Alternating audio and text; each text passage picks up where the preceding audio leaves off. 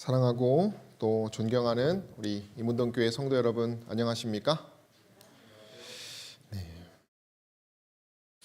저는 오늘 실패와 상관없는 인생이라는 제목으로 함께 빌립보서의 말씀을 나누고자 합니다. 저희가 지난 시간에 제가 카리오 하면서 한 헬라어를 얘기하면서 기뻐하는 그 믿음에 대해서 말씀을 드렸던 것을 기억하십니까? 이 기뻐한다라고 하는 표현은 사실 이 빌립보서의 총 주제입니다. 오늘 말씀의 제목처럼 이 기뻐함 때문에 바울은 실패와 상관없이 실패를 개의치 않고 살아갈 수 있었던 사람입니다. 특별히 오늘 저희가 함께 나누고자 하는 것은 그 바울의 고백 이후에 20절부터 시작되는 한 바울의 간증을 나누고자 합니다. 에세이 주석에서는 살든지 죽든지 그리스도만이라는 소제목으로 이 부분을 이렇게 묶었는데요. 이 부분은 바울의 신앙 중에 어떻게 보면 가장 클라이막스의 그 핵심 간증이 되겠습니다.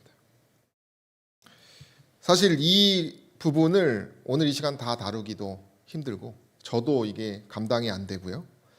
이 구절 하나하나가 참 많은 깊이가 있어서 저도 참 어렵지만은 이 부분을 몇 가지 제가 나누고 또 다음 시간에도 나눌 수 있으면 나누려고 합니다.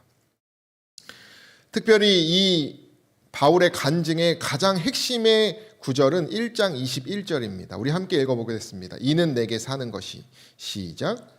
이는 내게 사는 것이 그리스도니 죽는 것도 유익함이니라. 그의 정신을 가장 잘 드러낸 간증이 바로 이 표현입니다. 들어보셨죠? 많이 들어본 이야기입니다. 그의 삶을 한마디로 정의한다면 내가 사는 것은 그리스도다라고 하는 것입니다.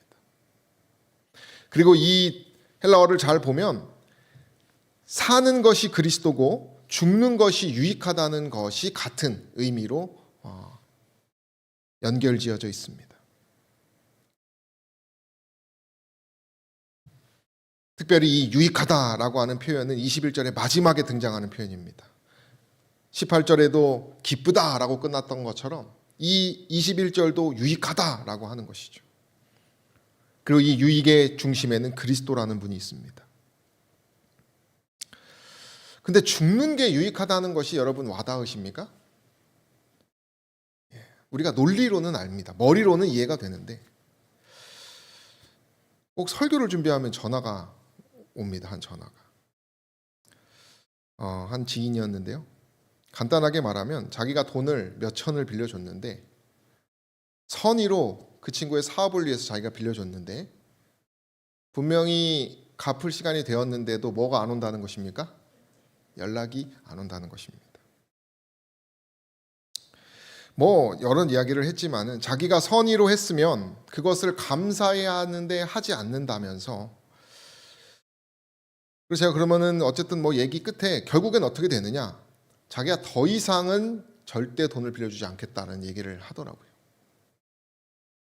자기가 처음 그렇게 해봤는데 뭐 했다는 것입니까? 배신당했다는 것입니다. 그래서 제가 앞으로 나에게 그런 얘기 하지 마라 그랬어요. 왜냐면 그 빌린 친구를 제가 알고 있었기 때문에. 그랬더니 뭐라고 하냐면 너는 목사니까 말을 들어야 된다. 그래서 상담을 해줘야 된다. 그래서 사람은 배신을 당하면 뭐 하게 돼 있습니까? 그걸 다시는 안 하고 싶어지는 것입니다. 사람은 조건적인 사랑을 하는 것입니다. 이 친구는 믿지 않는 친구입니다. 그러니 다시는 뭐 하지 않겠다는 것입니까? 선의로, 사랑으로, 긍휼한 마음으로 자신의 것을 주지 않겠다고 결심을 하게 되는 것입니다. 오히려 자신을 죽이고 사랑을 베풀었는데 배신을 당하는 일들이 있다면 죽는 것은 유익한 것이 아닌 것입니다. 죽는 것은 바보스러운 것입니다.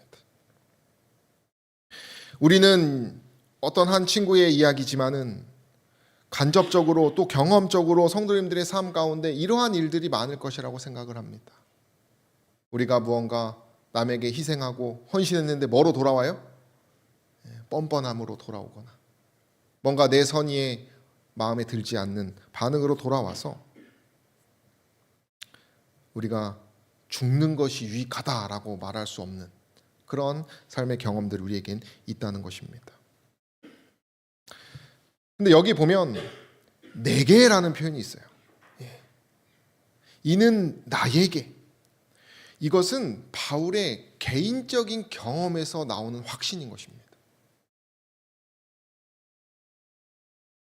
바울은 자신이 살거나 죽는 것이 자신에게 무엇을 의미하는지를 분명하게 알고 확신하는 것입니다. 그냥 예쁜 말로 포장해서 설명하는 것이 아니라 자신의 신념의 그 그대로를 고백한 것이에요.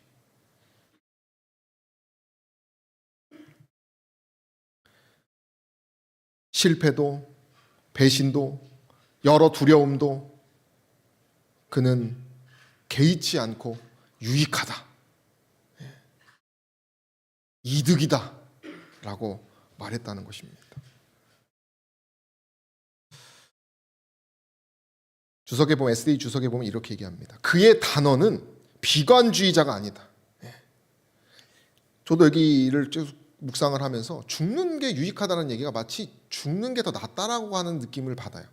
실제로 당시에는 죽는 것을 되게 명예롭게 생각하기도 했다고 합니다.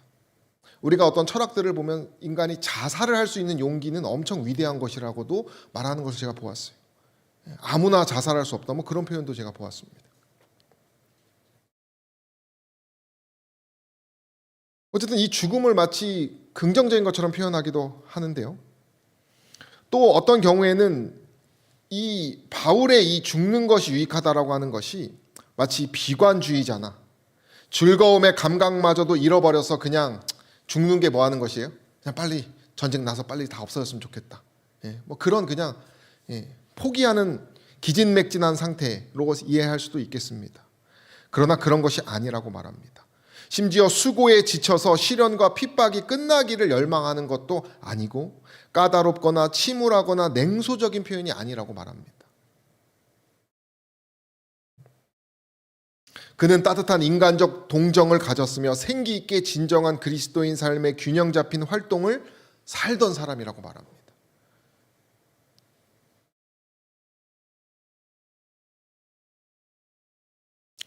그럼 무엇이냐? 그런 아주 건강한 상태의 바울의 선언은 더 높은 주제를 향해서 고백하는 것이다 라고 말하는 것이에요. 그는 그리스도를 존귀하게 하는 일에 관심이 있다라고 말하는 것이에요. 그의 이 고백은 그리스도를 영광 돌리는 일에 살거나 사는 것은 무엇입니까? 삶과 봉사를 통해서 사는 것입니다. 이타적인 삶을 사는 것이죠. 그리스도인 정신으로. 죽는 것은 무엇입니까? 자신이 지금 바울의 지금 상황은 어떤 상황입니까? 처형을 당할 수도 있는 상황이었어요. 그가 자살하는 것이 아니라 어떤 그리스도로 인하여 처형을 당한다 할지라도 그 처형을 당하는 순간에 자신의 믿음의 고백을 통하여 그 모습을 보고 뭐 할 것이라는 것이에요? 그리스도를 믿는 사람들이 많아질 것에 대한 유익, 그런 확신을 그가 나타내고 있다는 것입니다. 그는 두려움이 전혀 없다는 것입니다. 여러분, 바울은 슈퍼맨입니까? 우리와 다른 사람입니까? 아닙니다. 제가 이 바울의 이야기를 보면서 여러 영감의 글을 찾아보면서 그는 실망을 많이 느꼈던 사람이에요. 복음을 전도하는데 잘 안 됐는데 하나님이 딴 데 가라는 거예요. 더 있고 싶었는데 그런 전전긍긍하는 모습을 보입니다. 두려움도 느낍니다. 초라하게 그가 어떤 사람이었습니까? 바울은 교만한 바리새인이었다 그랬어요. 거만한. 그리고 어디를 핍박했던 사람입니까? 교회를. 못난 짓을 많이 했던 사람이에요. 그래서 그가 다시 그리스도를 죄인의 구주를 영접하여 복음 사업을 하고 싶었지만 그에게 핍박을 경험했던 사람들이 뭐예요? 그를 받아주지 않아서 초라하게 서 있으면서 그 인가를 받을 때까지 기다렸던 사람입니다. 과거에 얽매였다는 것이죠. 용서를 받아야 되는 사람, 그런 존재, 누구와 같은 존재입니까? 우리와 같은 존재의 사람이었어요. 그러나 그가 유익하다, 죽는 것도 유익하고 사는 게 그리스도다 라고 하면서 믿음의 고백을 했다는 것은 우리에게 너무나 놀라운 사실이라는 것이죠. 그렇다면 어떻게 이런 것을 우리가 느낄 수 있을까? 본문을 통해서 오늘 두 가지만 좀 나누고자 합니다.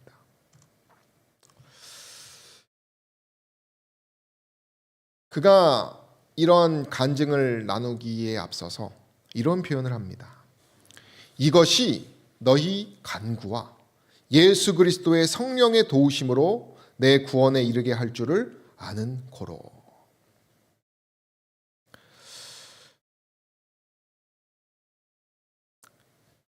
바울이 고린도후서에 이런 말을 합니다. 너희도 우리를 위하여 간구함으로 도우라. 이는 우리가 많은 사람의 기도로 얻은 은사를 인하여 많은 사람도 우리를 위하여 감사하게 하려 함이라 라는 표현을 합니다.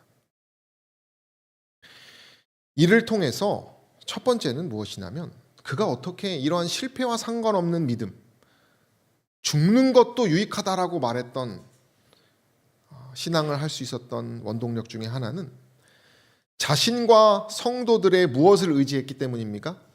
성령을 의지했기 때문입니다. 그냥 예쁘게 믿은 것이 아니라요, 참으로 의지한 것입니다. 참으로. 바울이 너희의 간구, 이 성도들의 성령은 무엇이냐면 그들의 기도입니다.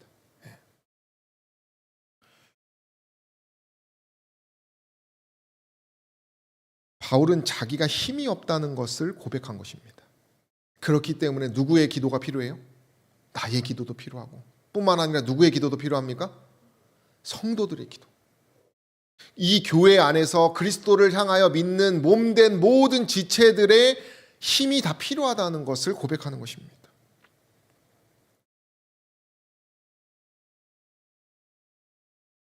여기 너희의 간구와 할 때 이 뭐뭐로부터, 이것을 이런 표현이 있습니다. 이것은 너희의 기도 가운데서, 이런 표현입니다. 너희의 기도 가운데서 내가 구원을 얻을 줄 믿는다, 이렇게 표현하는 것이.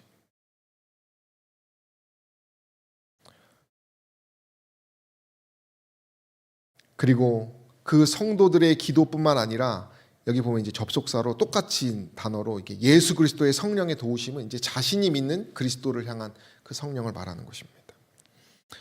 그는 자신과 그리고 자신의 몸된 성도들의 기도가 그 기도의 힘을 그는 믿었던 사람입니다. 그리고 여기 옆에 맨 끝에 내 구원에 이르게 할 줄을 아는 고로, 이 표현은 욥의 표현이라고 합니다. 욥의 표현. 욥의 고통 중에서도 내 구원에 이르게 할 줄을 아는 고로라고 했던 고백처럼 바울은 자신의 어떤 참 어려운 순간에서도 자신이 믿는 그리스도께서 주시는 그 성령과 자신이 사랑하는 성도들의 기도의 힘을 통하여 뭘 이겨낸 것입니까? 낙담과 슬픔과 어려운 처지의 그 순간을 이겨냈다라고 하는 것이에요. 바울은 항상 너희의 간구를 염두했던 사람입니다. 우리가 우리의 믿음은 때때로 믿을 수 있습니다. 그죠? 나름대로 열심히 하지만은 남의 간구, 남의 성령, 남의 믿음조차도 우리가 그것을 정말 의지하는 것은 좀 어려운 것 같아요. 보시면 로마서에 바울이 이런 얘기를 합니다. 너희의 기도에 나와 힘을 같이하여 나를 위하여 하나님께 빌어달라. 여러분 이렇게 정말 확신 있게 남에게 말해본 적 있으십니까? 나를 위해 좀 빌어달라, 이렇게 말하면서. 나로 하나님의 뜻을 쫓아 기쁨으로 너희에게 나아가 하나님께서 너희 모든 사람과 함께 계실지어다 아멘 하면서 그들이 성도들의 기도를 통하여 자신이 하나님의 뜻을 쫓아 기쁨으로 나아가고, 그런 성도들의 간구에 대한 강한 믿음을 가진 바울의 고백을 우리는 보게 됩니다. 저희 청년들끼리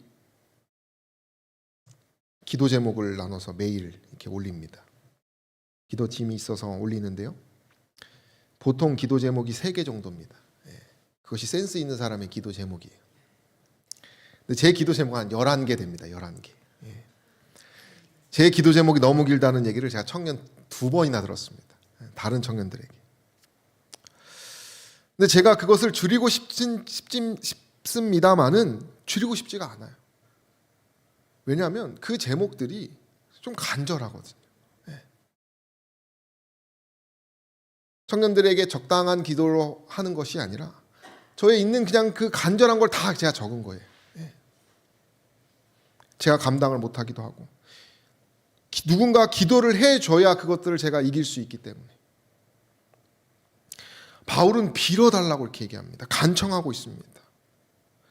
그는 성도들과 함께 하시는 하나님에 대한 믿음이 있었던 사람입니다. 그리고 그는 자신의 그 기도뿐만 아니라 중보 기도에 대한 강한 믿음을 가진 사람이에요. 우리 어떤 집사님이 기도하는 팀이 있다고 하는 얘기를 들었고, 또 우리 성도님들끼리 기도하시는 그룹들이 있으시죠? 바울은 정말 그 기도를 믿은 사람이에요.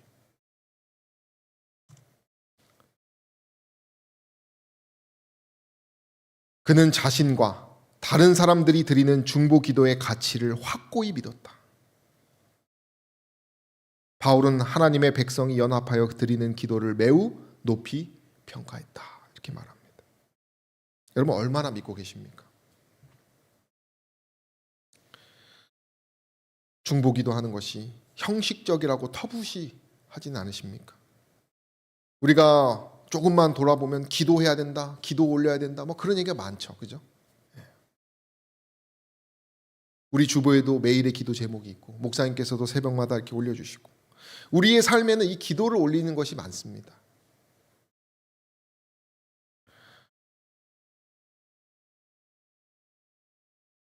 그래서 우리는 어쩌면 너무 뻔하다라는 마음의 교만을 가지고 그런 것들을 정말 터부시 여기, 정말 그것을 소중히 여기는 것이 아니라 형식적으로 소홀히 여길 때가 있진 않나 돌아볼 필요가 있다는 것입니다.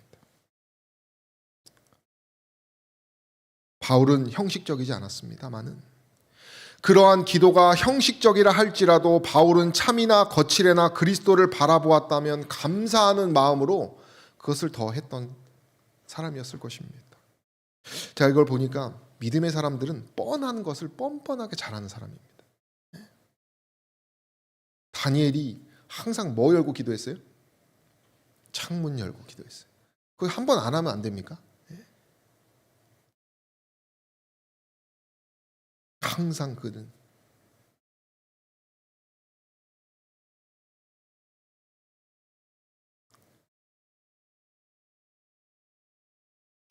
바울에 대한 참 영감적인 해석들이 있어요. 바울은 정말 그 중보 기도를 어떻게 왜 믿었을까? 이런 바울이 생각을 했다는 것이에요. 바울은 그를 위해 얼굴을 하나님을 향하여 들어 기도한 많은 사람을 생각했을 것이다. 기도와 감사의 정신은 얼굴에 반영된다. 지나온 고난과 시련들을 돌아보면서 바울은 거룩한 손이 그를 죽음에서 구원했음을 깨달았지만 그를 위해 은혜의 보좌 앞에서 간구하는 셀 수 없이 많은 얼굴들도 바라본 것이다. 이런 표현을 합니다. 그가 사랑하는 성도들이 고개를 들어 무릎 꿇어서 하나님을 향하여 기도하는 모습을 그는 상상한 것입니다. 그는 그저 형식적으로 기도해달라고 그냥 그 감정을 털어놓은 것이 아니라 그 성도들 하나하나가 무릎 꿇고 눈물로 또 힘든 바쁜 삶 가운데서 기도하고자 노력하는 그러한 그들의 얼굴과 그들의 심령을 뭐 한 것이에요? 생각한 것이에요.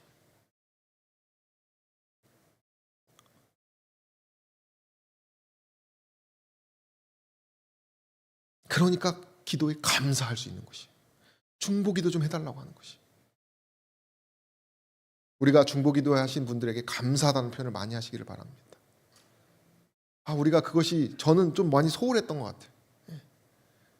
기도해달라는 말을 하고 개인적으로 기도는 하지만은 그것을 기도하고자 했던 그러한 수많은 사람들에게 기도의 응답을 말한다든지 어떤 정말 기도해 줘서 고맙다든지 그런 표현들이 필요한 것 같아요.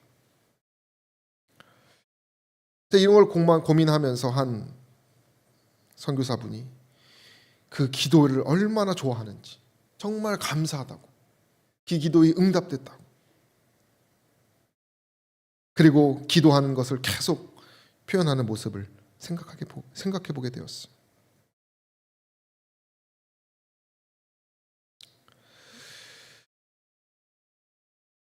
영감의 글에 보면 이러한 중보 기도에 대해서 이렇게 얘기합니다. 바울은 믿음의 가족들에게 하나님이 그들의 영적 필요를 위해 봉사하도록 임명하신 사람들을 위해 함께 연합하여 기도하라고 권유한다라는 것이에요. 그들의 영적, 육적 강건함이 교회의 주요 관심사라는 것입니다.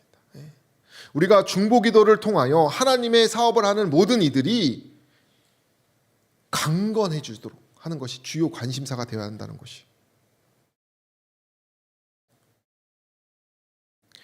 그리고 뿐만 아니라 제가 이런 것도 느꼈어요. 또한 교역자들이 양떼의 애정 어린 우정을 느끼는 일도 동일하게 중요하다는 것입니다. 동정과 기도의 지원에서 위대한 힘이 나온다는 것이에요. 거룩한 도움을 간구하는 일에 있어서 바울은 혼자이지 않았다. 그러므로 이제 홀로 기뻐할 수 없었다. 그는 그에게 임한 복을 다른 사람들과 함께 나누기를 갈망했다. 제가 바울이 그 자신과 성도들의 성령 그 기도를 의지했다는 것을 보면서 그들은 기도뿐만이 아니라 사랑하는 관계였다는 것을 제가 느꼈어요. 그가 그래서 믿을 수 있었던 것 같아요. 정말 그들의 참된 우정이 그들에게 함께 있었기 때문에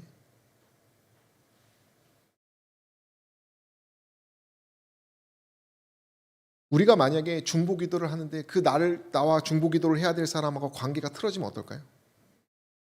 그 사람한테 기도 얘기를 할 수 있을까요? 제가 예전에 한 분이 기도를 정말 열심히 하시는 분인데 제가 그분에 대한 의심이 싹이 텄어요. 그분에 대한. 근데 그분이 이제 구체적으로 기도를 해야 된다고 저희 어떤 가족에 대한 깊은 얘기를 물어보셨는데 제가 말이 안 나오더라고요. 뭐가 안 되니까요? 신뢰가 안 되니까.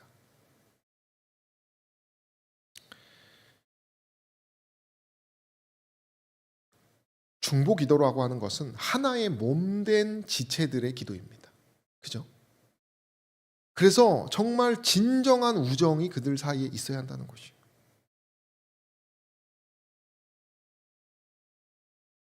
성도들이 기도한다는 것, 성도들이 함께 기도한다는 것, 이것은 정말 그리스도의 힘으로 모든 것을 내려놓고 사랑하는 가운데 이루어져야 된다는 생각을 하게 되었어요.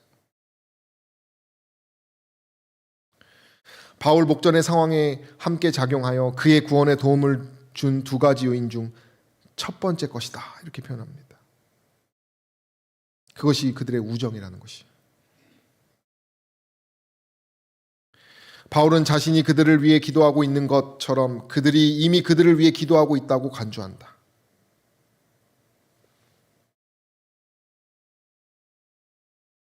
기도의 조건은 사랑이 있어야 한다는 것입니다. 사랑이 없는 상태로의 기도는 아무 의미가 없다는 것이에요.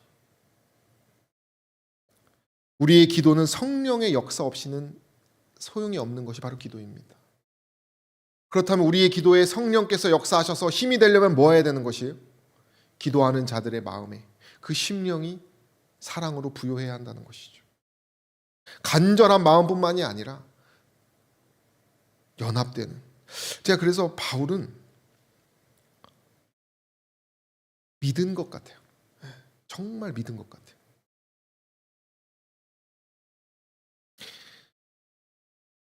하나님의 백성의 지도자들, 세상에 퍼져 있는 그리스도인 일꾼들, 교인 개개인은 서로를 위한 기도가 필요하다. 어려움이 앞에 놓여 있을 때에 특히 그러하다. 저 여러분들이 진정으로 연합되어서 한 마음으로 성령을 사랑하고 믿고 기도하는 저 여러분 되시기를 간절히 소망합니다. 사도행전 12장 5절에는 이렇게 표현되어 있습니다.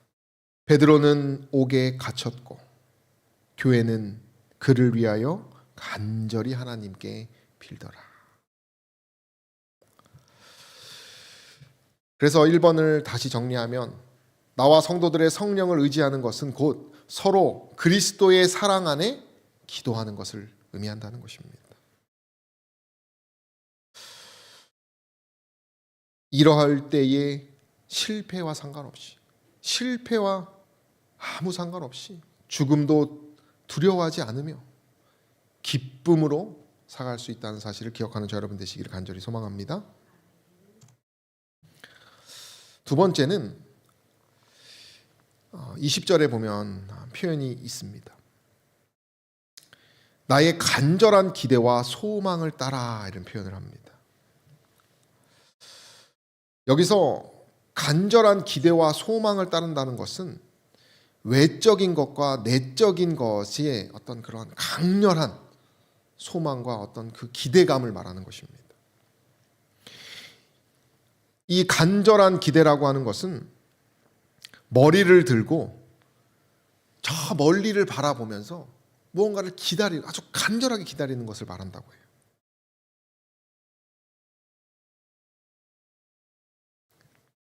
그리고 이 소망이라고 하는 것은 내적인, 그 간절한 그러한 태도를 보충하는 내적인 것을 포함해서 전인적인, 총체적인 기대와 소망을 나타낸다고 합니다. 그런데 이 기대와 소망의 그 감정이 얼마나 힘이 있냐면 부끄러워하지 아니한다고 표현합니다. 부끄러워하지 아니한다. 이것은 아무 일에든지 어떤 상황에서든지 어떠한 실패라도 할지라도 그가 부끄러워하지 않는다는 걸 말해요.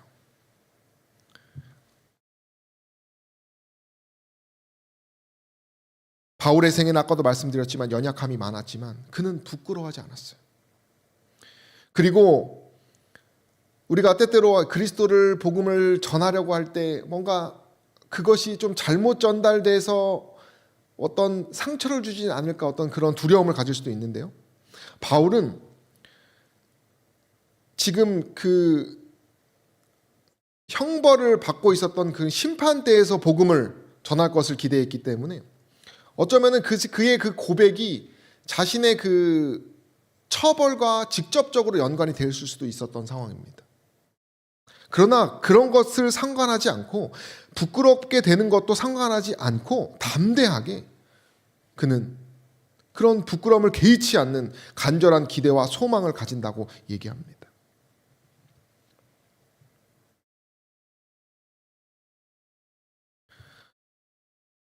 그렇다면 그는 어떤 것에 대한 간절한 기대와 소망을 가지고 있었냐면 바로 그 뒤에 나오는 살든지 죽든지 내 몸에서 그리스도가 존귀되게 하려 하나니라고 하는 간절한 기대와 소망을 가진 사람입니다. 다시 말하면 그가 실패와 상관없이 그가 정말로 그 기쁘다고 말할 수 있었던 원동력은 그리스도의 영광에 대한 간절한 기대와 소망을 가졌기 때문입니다.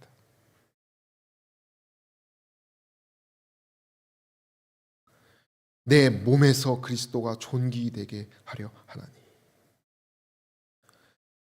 바울의 삶의 목적은 이것입니다. 존귀된다는 것은 크게 되는 것입니다. 위대하게 되는 것인데 조건이 뭐냐면 내 몸에서입니다. 내 몸에서. 바울의 인생의 목표는 자신의 몸, 자신의 삶에서 그리스도께서 존귀되는 것밖에 없었어요.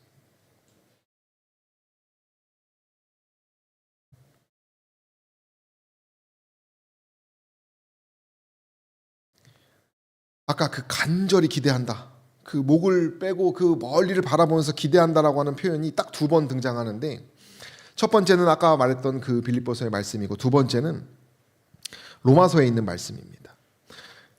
그 고대한다는 표현을 하고 있는데요. 이 로마서의 구절을 보면 바울이 어떠한 마음으로 그리스도를 자신의 몸에서 존귀케 되는지에 대해서 잘 설명할 수가 있습니다.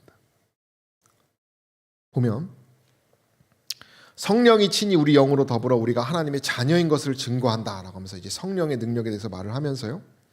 현재의 고난은 장차 우리에게 나타날 영광과 좋게 비교할 수 없도다라고 말합니다. 장차 우리에게 나타날 영광은 무엇을 말하는 것입니까? 그 재림의 때에 영광만 입는 것이죠. 피조물의 고대하는 바는 하나님의 아들들의 나타나는 것이니 이렇게 말하면서 그 바라는 것은 피조물도 썩어짐의 종로로 탄 데서 해방되어 죽음에서 해방되는 것이죠. 그죠? 그 사망의 권세에서 해방되는 걸 말합니다. 하나님의 자녀들의 영광의 자유에 이르는 것이니라 라고 분명히 얘기합니다. 23절에 보면 양자될 것 곧 우리 몸의 구속을 기다린다 라고 말합니다. 바울이 내 몸에서 나타나는 그리스도의 존귀케 되는 그 최종 목적은 어디예요? 재림입니다. 재림. 그래서 바울은 그가 제일 두려웠던 부끄럽게 되는 것에 대한 가장 두려움은 하나님이 자신을 부끄럽게 여기실까 봐. 그거 말고는 부끄러운 게 없었습니다. 자신이 세상이 보기에는 부끄럽고 부족해 보인다 할지라도 그리스도께서 존귀되는 그 재림의 소망만 있다면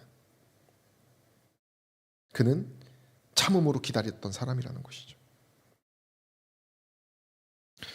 바울은 내 몸에서, 내 육신 가운데 이런 표현을 계속 씁니다.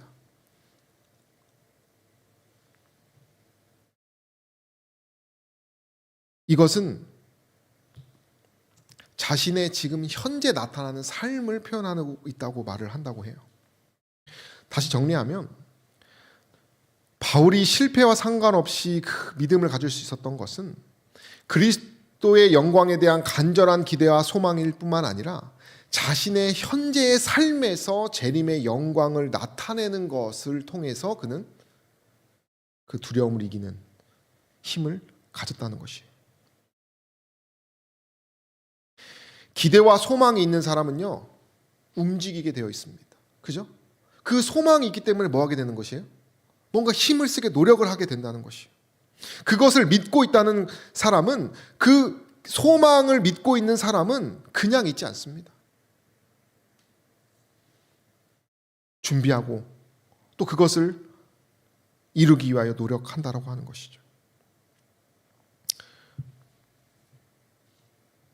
카톡에서 그 동주연합회 목사님들에게 새로운 선교 운동 로고가 있다고 그래서 오늘 이렇게 연락이 와서 그 로고가 이렇게 올라왔습니다. 근데 제가 그것이 이제 뭐 세계 선교하자라고 하는 내용인데 그 로고를 보면은 아 그래 선교를 할 수 있겠구나라고 마음이 뛰어야 되는데 제 마음이 잘 뛰지가 않아요. 네. 제가 그러면서 아 왜 내가 이런 세계 선교에 또 다른 운동을 하자라고 하는 이런 좋은 취지로서 올라오는 이 글에 대해서 왜 마음이 전혀 움직이질 않을까 돌아보니까 제가 이 재림을 간절히 기다리지 않고 있구나라는 생각을 하게 됐어요.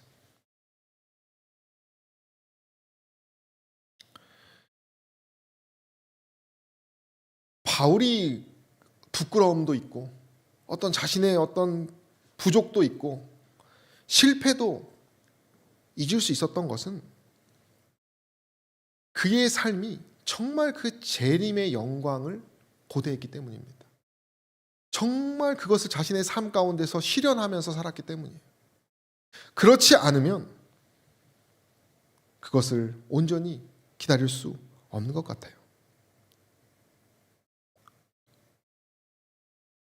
저희가 청년들끼리 왜 함께 간증을 나누지 못할까? 이런 이야기를 하면서 그 원인에 대해서 이런 결론이 나왔습니다. 첫 번째는 게으름. 두 번째는 자기의 일의 완성도에 대한 성격과 과업. 일이 너무 많기 때문에. 그리고 교만, 안다는 생각, 그저 적은 것에 만족하는 마음. 이런 것 때문에 우리가 그 정말 살아있는 믿음을 나누지 못한다. 이런 얘기를 저희끼리 나누었어요.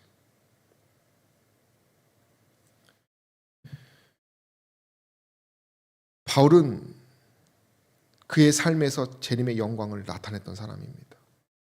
그의 간절한 기대와 소망이라고 그가 고백할 수 있었던 것은 그의 삶에서 간절한 그러한 삶의 열매가 나타났기 때문입니다. 이 그분에게 영광을 돌린다 이렇게 표현은 마리아가 이런 표현을 하는 것과 똑같은 것입니다. 찬양하는 것입니다. 마리아가 가로되 내 영혼이 주를 찬양하며 내 마음이 하나님 내 구주를 기뻐하였음은, 이러면서 자신의 마음이, 영혼이, 그의 삶이 그분을 기뻐하는데 계속 드리는 것을 표현할 때 사용한다고 합니다.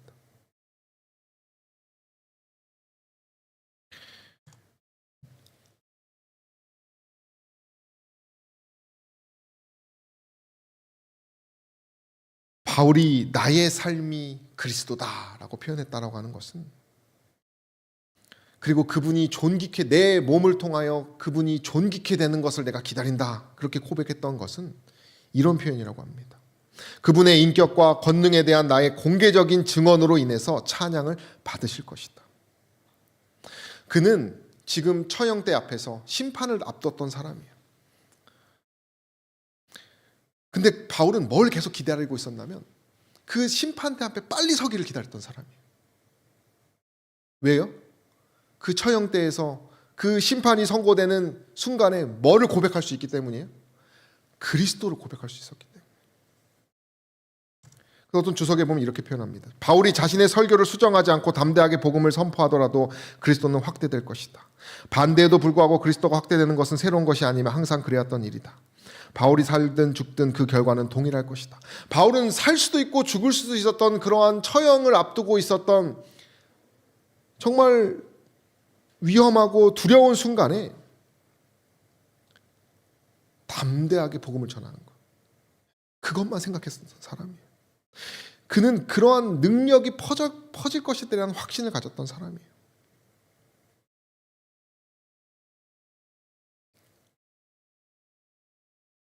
자신의 삶이 실패하든 성공하든 상관없이 그 순간, 자신의 지금 그 순간 성령께서 자신을 통하여 힘있게 일하실 것을 그는 기다렸던 사람이라는 것이에요.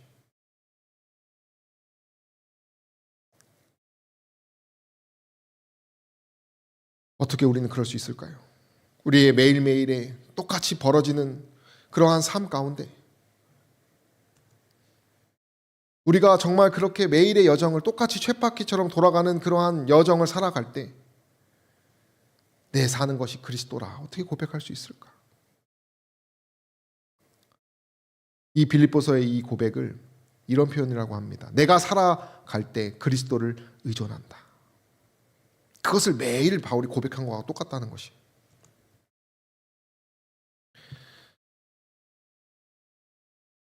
어떤 사람이 이런 말을 했다고 합니다.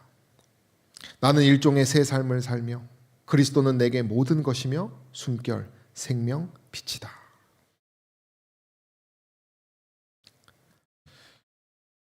저 여러분들에게 그리스도는 어떤 분입니까?